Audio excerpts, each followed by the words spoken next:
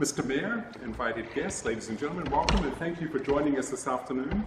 My name is Kevin Frederick and I proudly serve as the ambassador for the International Confédération of Accordéonistes, the Confédération Internationale des Accordéonistes, or the CIA as we are known. And it's wonderful to be here and thank you so much for coming to learn a little bit about the wonderful happenings here at a World of Accordions Museum. A special thank you to the museum curator, Dr. Helmi Harrington, who's invited us here to coordinate this meeting. The CIA is a 43-member nation accordion association and serves as the accordion voice to the International Music Council, the largest non-governmental division of UNESCO. The international accordion community applauds the tremendous work that Dr. Helmi Harrington has done in putting together this one-of-a-kind priceless collection of accordion history. At our General Assembly in 2006, held in Finland, the CIA unanimously awarded Dr. Harrington the Honored Friend of the Accordion Award in appreciation for his significant contributions to the international accordion movement.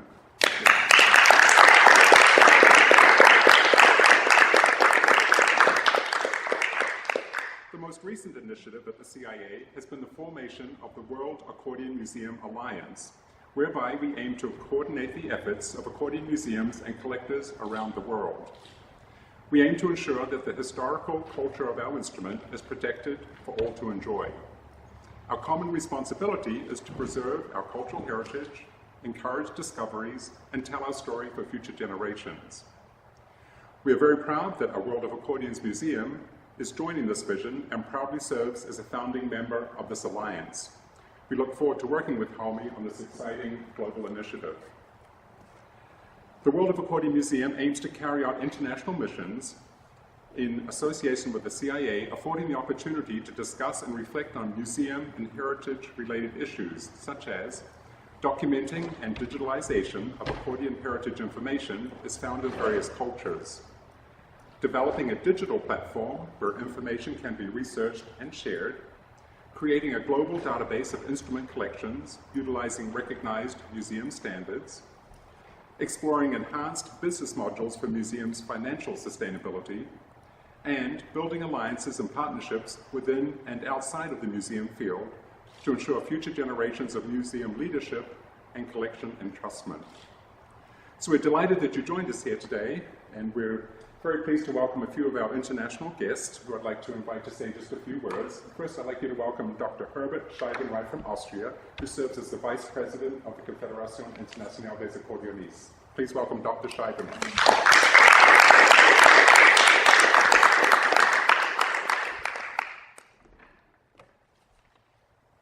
Mr. Mayor, distinguished guests, dear friends of the accordion. As you know, compared to other instruments, the accordion is a rather young one. It was patented back in 1829 in my hometown, Vienna, Austria. And I think next year we can already celebrate the 190th anniversary of the accordion, and I'm sure we can be proud of its history. Of course, the accordion took immediately different kind of developments in various directions, whether it's the button accordion or the piano keyboard button. You still have different systems like C system, B system, Finnish. But there have been many other features on its way from a folk instrument to nowadays concert instrument. Therefore, one easily can get confused between these different kind of developments. And world-famous accordionists like, for instance, Grayson Masefield on his Geno accordion, and well-known accordionist Stas Węglewski, who performed here in this hall already, on his button accordions, they could never perform on the instrument of the other one. So there's much confusion, and to avoid this confusion, it's extremely important that all developments are well documented, as it happens here in Superior at the World of Accordions Museum, thanks to the wonderful work of Helmi Harrington. Thank you, Helmi.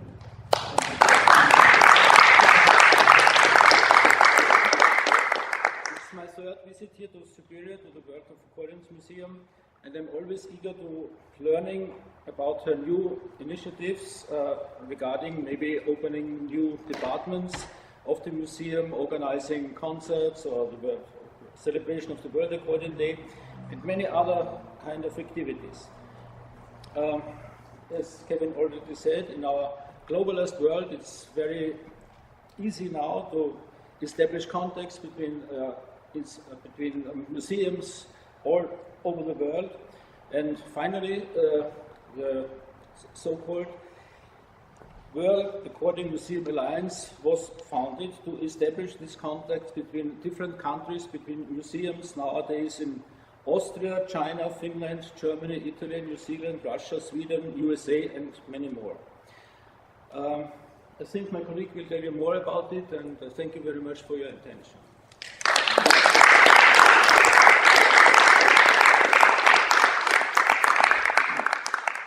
It's now my great pleasure to welcome to the stage the Public Relations Manager of the Confédération Internationale des Accordéonistes, Mr. Harley Jones from New Zealand.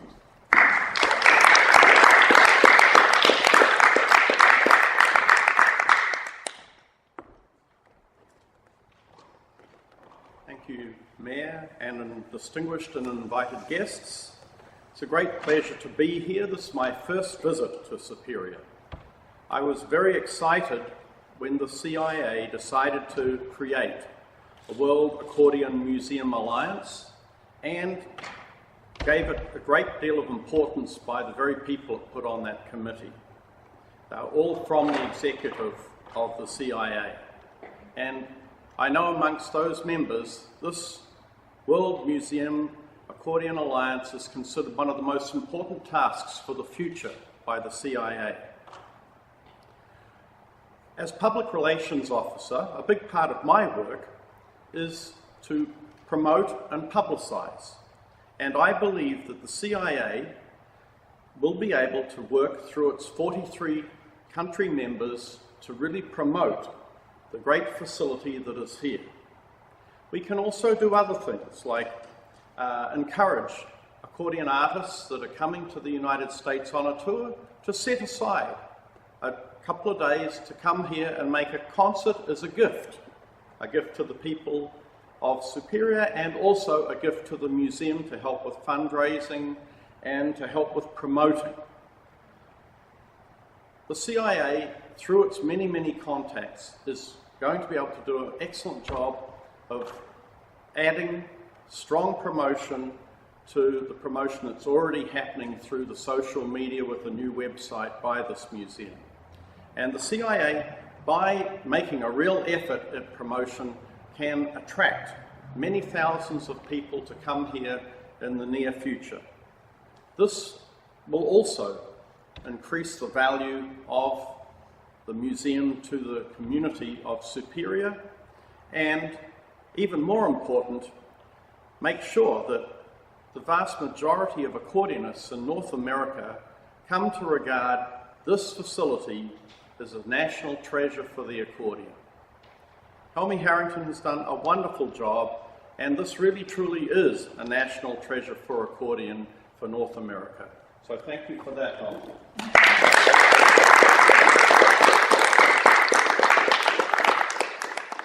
Just while I'm here, I'd also like to thank the board members that are here today.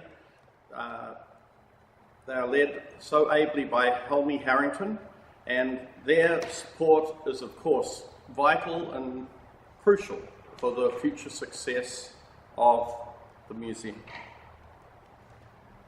I'd like to just briefly talk a little further about World Accordion Day. World Accordion Day is an international promotion by the CIA, and we're going to make this museum a focus for World Accordion Day. This will be the headline focus of that day. There is, of course, concerts in many other countries. There was about 40 countries took part with various kinds of accordion promotion, from small events to big events. But we want to make this the headline attraction and further continue promoting just what a wonderful facility this is for accordion. By being the key part of North American World Accordion Day, we're also hoping that the festival that's a part of World Accordion Day here will grow and attract ever more people coming to Superior to participate and enjoy. I know from last year's reports, the people that came here had a wonderful time, and I know that that means there'll be a lot more coming in future years. So I'd like to thank again Helmi and all the board for their excellent work from the World Accordion Day last year, and how that's going to be the stepping stone for future tourism numbers increasing greatly for that event.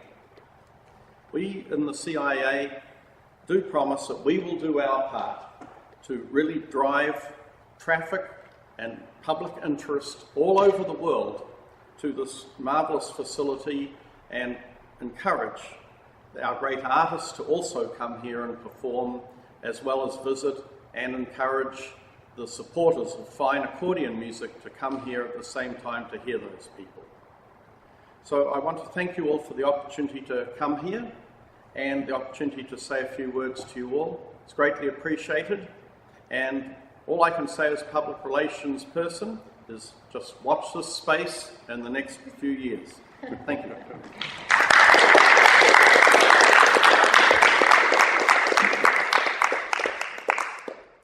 Thank you, Harley. And now we'd like to invite Heather Macefield from the Executive Committee of the New Zealand Accordion Association to say just a few words. Thank you, Kevin. It was in 2002 that I had the opportunity to first meet Dr. Helmi Harrington. It was in Washington, and she had with her a few of the accordions from this display. And at that time, I had only visited, I think, the museum in Castelfidardo and the museum in Finland. And we had not yet established an accordion museum in New Zealand, which has now taken place. So I have some concept of the amount of work that goes into achieving even a small portion of what has been achieved downstairs. And I've just spent the last 40 minutes in a very small corner of the museum downstairs. But I have been careful not to miss anything. So I do have a few questions for Helmi later, but you cannot understand the magnitude of the success, the gathering together of each item, the care in putting this display together, making sure that some of these instruments, which cannot have arrived in the shape that they are on display, has been achieved. This is just a stunning testament to you. The board members that have contributed on a daily, weekly, monthly basis during this time to gather all of this memorabilia, to extract it, I'm sure, from unwilling hands on some occasions. So it is really something truly, truly special, international. And I am so delighted that I've had the opportunity to be here and to speak to you today. So thank you very much, Mayor, Helmi, and the board.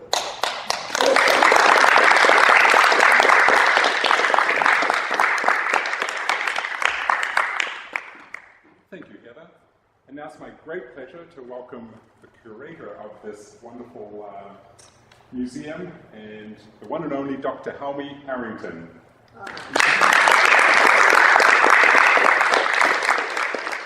Thank you. It's not my intention to keep you here unduly long. I know that your schedules must be very tight, and so I'm going to say only a few words, first of which has to do with the fact that while I may get lauds and applause, it's others around who have been so important in the formation and doing the continuation, the work, but also the propagation of the musicians and the cultural advances that occur because of this place.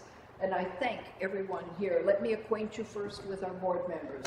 Yvonne Martz from Fergus Falls, Shelby Setniker from the Twin Cities, Dee Langley from Minneapolis, Dr. Michael Middleton from Texas, and Carolyn Carver, who's with the symphony here in Duluth. We're not in Duluth.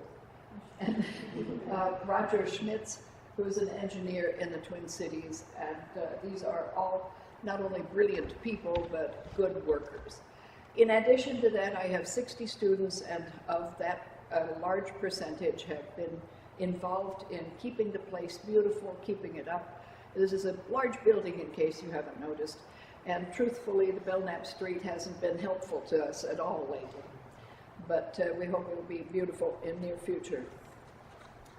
These are people who care about what we do, not because they are squeezing and honking out some polka or waltz, not that I'm diminishing that, but because they care about the cultural environment in which we exist today and in which the music has existed for hundreds of years. And that, I think, is important. It's a world culture, not just a regional, sectional, or type of interest. The accordion has attracted people of the caliber of Horowitz on the piano, Perlman on the violin, and we have them for the accordion also in the names of Semyonov and Lips, and a number of wonderful young people coming up, including Grayson Maysfield. I would like to mention that we have a fundraising campaign beginning now, which is called Superior Vision. Have you heard the use of that word nicely before? We're living up to our ideals as well. Superior Vision. Our guest artists have been spectacular, not just for our regular monthly events, but also for our annual May events, including Palmer Days and World Accordion Day. Those people have arrived from all over the world, and they have attracted others to come listen to their concerts. So even in our earliest days, we've attracted 2,000 people per year. That's a lot of support to the city of Superior and to the hotels and the other services the city provides. And we hope to continue to increase that number. In this place, we have the opportunity of preserving musical estates and the history of individuals who have contributed to our American heritage. Not that of the past, but that of the present as well. Yes, the past, those people who were great in their time, who created what we all enjoy now through the heritages of their ethnicities, but also of their intellectual and musical accomplishments, but also to the present. We have popular accordionists, we have young people, we have all of the media that are somewhere around rock and roll, as well as the classical arts of virtuosity. And we're proud of that. They are featured here. Their pictures and programs are in the hallways, and I would encourage you to watch our website so that you see when we have something monumental coming on, and to read the emails when I send them. Part of what makes it possible to keep these wonderful estates and artifacts going excuse me, has to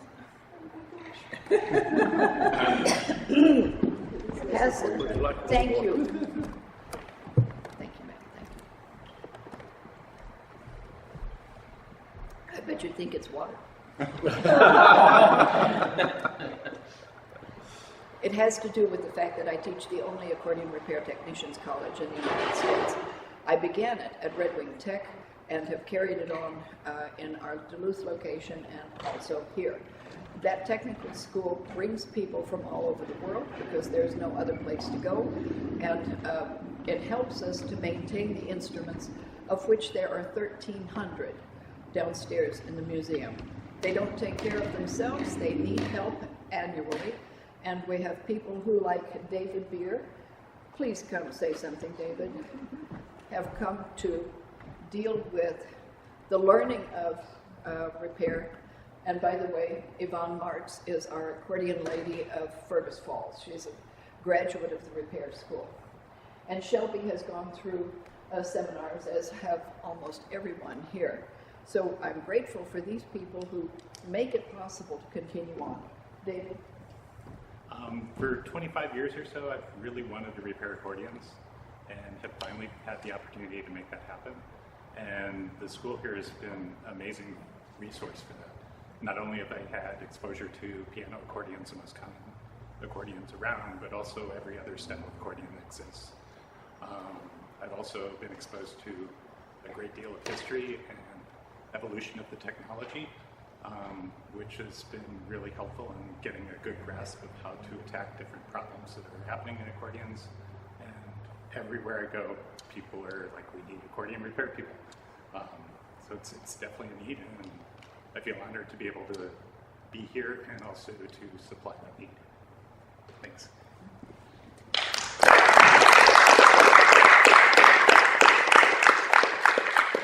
Another member in the month-long was Robin Floyd here.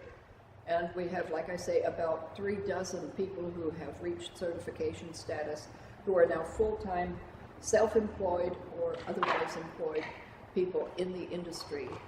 They make their livings this way, and they're constructive members of society. I think that's important.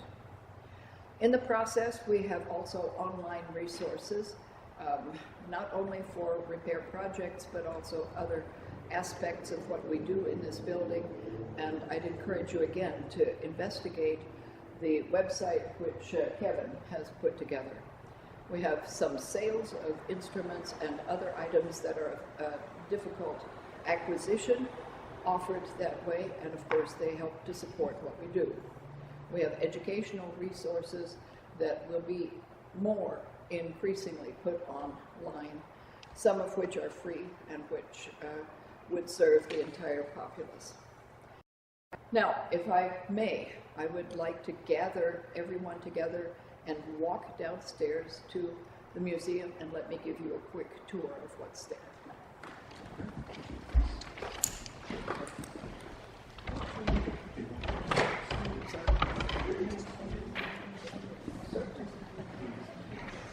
Oh, yes, okay. I forgot. You want to ask me? So as we're getting ready to head down, we thought maybe it would be just a great chance to say friendly hello to Mr. Mayor, Jim Payne.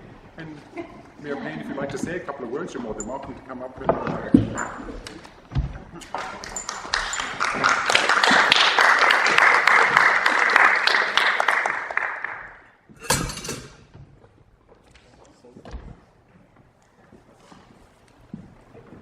Well, good afternoon, everybody. I don't have notes to put here. Dr. Harrington, distinguished members of the Confédération Internationale, the Accordéonistes, and members of the board, thank you very much for being here with us today, enjoying Superior on one of our very few nice weather days. We're very honored to have you here. And more than that, we're honored to have this museum here. All of you spoke about the importance of the cultural contribution of accordions and this music to our shared history and culture. But I think to truly understand it, we really have to listen to the music itself. Very few things establish our identity or our connection to our homes as music. It can instantly transport us to places far away or times long ago. And for many of the people that live here in Superior, it very much is not just a part of their past, but a part of who they are and who we are as a community. So from the folks that emigrated to this place and brought that one piece of home with them to live and make new lives here, to the people that grew up here and established a connection with a place that they maybe have never gone or will never go, music brings us together. And this music is unique, but still shared throughout the world. And so I'm very honored to represent a city that has a place this special right in its heart. And I will do what I can to help tell my citizens that this is here so that they can experience it, as long as you will help me tell the world that this is here and that this music is here. So thank you again.